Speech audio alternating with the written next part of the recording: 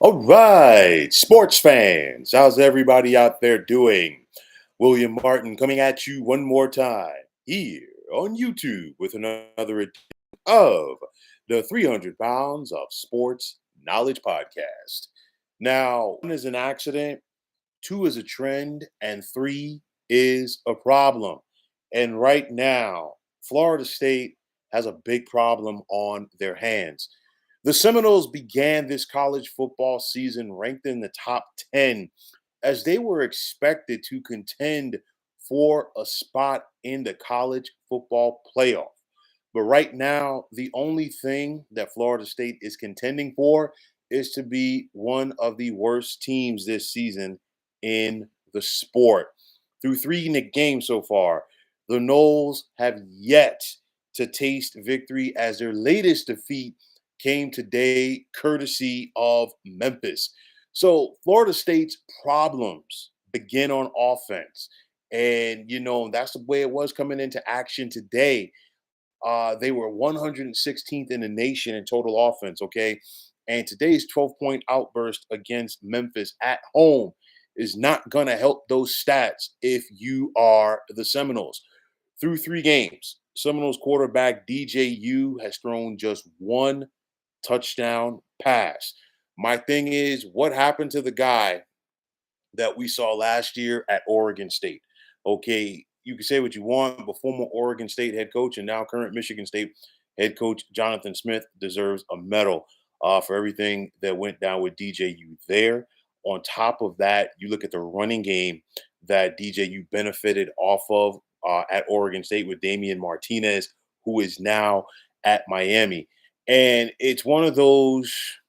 I look at DJU playing quarterback right now, and I see a guy a that does not have a lot of confidence. Okay, and it's one of those for me. In hindsight, I think Oregon State was the better spot for him due to the fact that you were away from the spotlight. You were in the Pacific Northwest, and after things didn't work out for you at Clemson, it was one of those where you know what, the bar was kind of low when you went west. Now you came back east to the ACC. The bar was very high because you took over a team that went undefeated last year during the regular season, a team that a lot of people felt, or some people felt, should have gotten to the college football playoff. And it's kind of just like what he almost in a way what he walked into at Clemson. I mean, you figure what Clemson had before DJU at quarterback. You went from Deshaun Watson to Trevor Lawrence to DJU. And of course, both Deshaun Watson and Trevor Lawrence won national championships at Clemson before getting to the NFL. It clearly didn't work out for DJU there, but he was looking like he could have been a pro quarterback, maybe not drafted in the first round, maybe not a starter in the NFL. But nonetheless, after what we saw from him last year at Oregon State, rather, that's clearly not the case right now at Florida State. I know that you got some of these guys, they're chasing NIL money around the country. I get it. But just like it is in the pro game, you can chase the money, but what if what you do does not fit into the system where you're going? And I think that is an issue, in my opinion, right now with DJU. He really just simply doesn't fit into the system at Florida State. My other thing is it's very telling when the best thing that your starting quarterback does is complete screen passes. He's very inconsistent down the field. We see opposing defenses that are pinning their ears back and coming after him. Why? Because there's no fear of the running game. And you see these opposing defenses that Florida State has faced so far, they're stacking the box and they're basically daring DJU to beat them with his arm, and he cannot do it. No real threat of the running game, like I told you. And for me, this was a game I went back and forth with all week long because Memphis is a good team. And I know that the folks that follow Florida State are not going to want to hear that as far as an excuse to say, well, why Florida State lost to Memphis. I totally get it. I totally understand it because if you're Florida State, in spite of the fact of Memphis being a good team, you still should beat them. On top of that, Florida State came into this contest off of a bye at home. And I figured, you know what? Things would be different. But I didn't see that intensity from Florida State to begin this game. And of course, it didn't help when you're fumbling and turning the ball over a couple of plays into the contest, and then Memphis scores off of that. And once again, if you're Florida State, you find yourself in a deficit. Florida State is not good enough right now to overcome the mistakes that we consistently have been seeing this team making.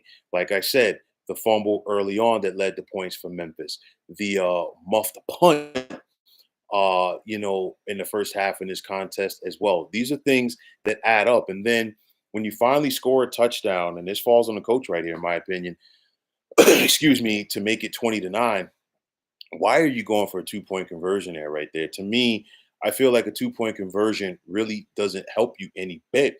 It's one of those, it's 20-9. You kick the extra point, you make it 10.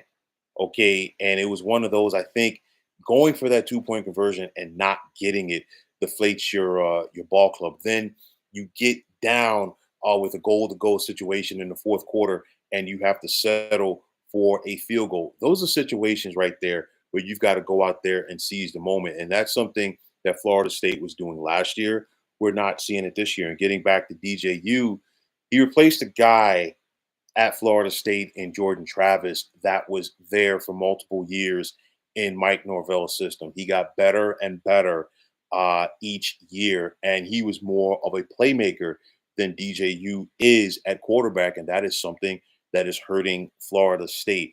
For me, you look at the Seminoles; they just became the first team to begin a year ranked in the top 10 and lose their first 3 games of the season to unranked opponents. You look at this, and at first, I kind of likened it to what we saw from Michigan in 1998. Of course, Michigan was co-national champions with Nebraska in 1997. They lost some key components of that championship team, including starting quarterback Brian Greasy, and of course the Heisman Trophy winner Charles Woodson. Michigan would begin that season ranked fifth. They lost on the road to Notre Dame before they got dominated at home, courtesy of Syracuse. Tom Brady began that year as a starting quarterback. He was benched in the Syracuse game in favor of Drew Henson. But we saw those Wolverines respond. Michigan would go on to win their next 8 games of the season, once again be ranked in the top 25 before they lost their regular season finale to Ohio State. And then they went on to win their bowl game, the Citrus Bowl against Arkansas. But these Noles right now, they simply don't have that. There's something missing from this team. And honestly, Florida State really has not been right since they were snubbed for the college football playoff. I get it that a lot of guys on that team are gone.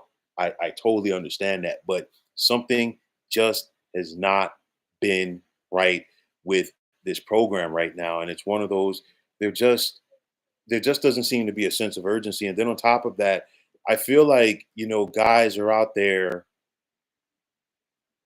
basically they're playing, yeah, but it's one of those where they're trying not to go out there and make mistakes and not be the guy that makes mistakes and instead of just letting things come to them naturally. And I think that right there, because they're pressing right now.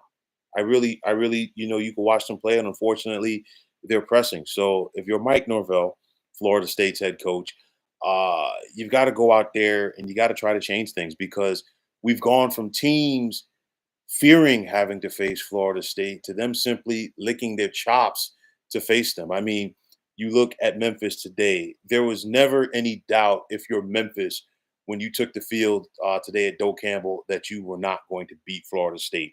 The same thing can be said for Boston College when they went to Tallahassee a couple of weeks ago. And then, of course, last month when the season began over in Ireland against Georgia Tech. And when it's all said and done, you've got a Florida State team that is now 0-3. Forget about the college football playoff. Forget about winning the ACC.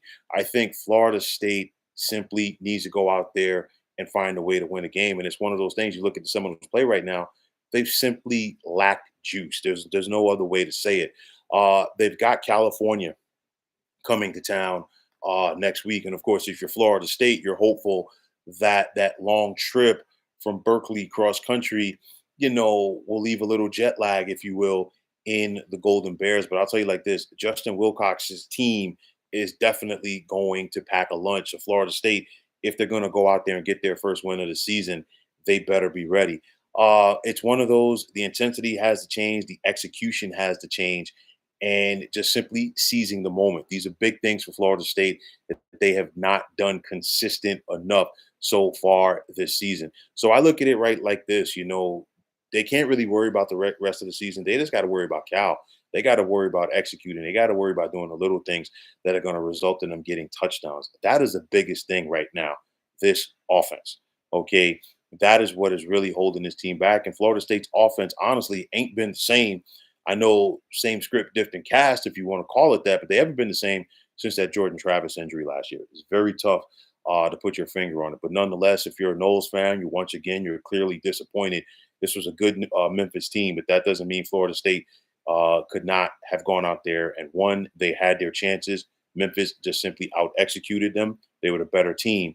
And once again, it's back to the drawing board for the Knowles. So, folks, that is going to wrap it up. And as always, I want to take this time out to thank all of you for tuning into the 300 Pounds of Sports Knowledge podcast here on YouTube.